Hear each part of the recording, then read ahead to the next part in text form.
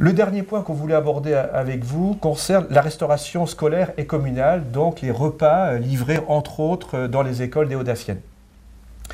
Nous sommes en délégation avec Avenance et l'avantage c'est qu'on est au terme quasiment de cette délégation et notamment sur le paiement du bâtiment qui a pour conséquence une diminution mathématique du prix du repas. Mais il y avait aussi une possibilité de travailler avec l'hôpital, docteur Bourdon. Oui, donc l'hôpital a mis en place depuis septembre sa propre restauration puisqu'il a cassé le contrat qui le liait à Avenance, on va l'appeler comme ça, ce qui a permis pour les usagers donc, une meilleure qualité des repas.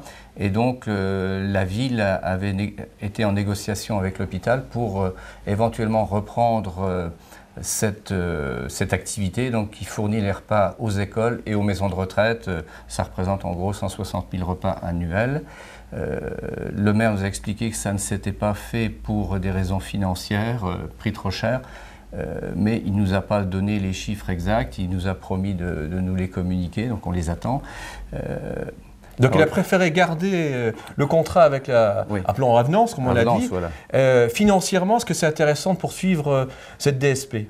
Je pense que comme cadeau de Noël, Avenance a apporté un versement anticipé de 4 annuités d'indemnité. Donc les années 2013, 2014, 2015, 2016, 2017 seront versés par anticipation, avant le 31 décembre 2012. D'accord, donc privant ainsi, notamment ceux qui pourraient succéder en mars 2014 à Christian Piret, d'une recette annuelle de 115 000 € jusqu'en 2017. Voilà. Et donc là, Avenance va payer dès cette année ces 460 000 €. De même, le bâtiment donc, qui est propriété de la ville va être vendu à la fin du contrat à Avenance, mais là encore, jackpot, le versement va se faire de façon anticipée, dont un tiers encore cette année. D'accord, même chose. Donc on anticipe la recette de la vente du bâtiment, qui juridiquement va se faire qu'en janvier 2017. Donc 2 cas précis. Le maire anticipe les recettes.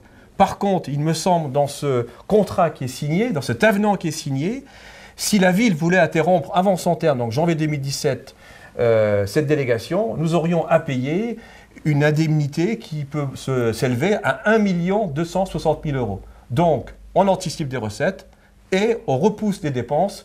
Des fois que les successeurs puissent être meilleurs que le maire actuel, on les plombe d'entrée avec cet handicap de recettes en moins et de charges supplémentaires. Et il convient de signaler que l'avenant qui a été signé engage la ville et elle s'est engagée à ne pas contester le contrat. Oui, en plus. Donc, aucune action en justice possible contre Avenance.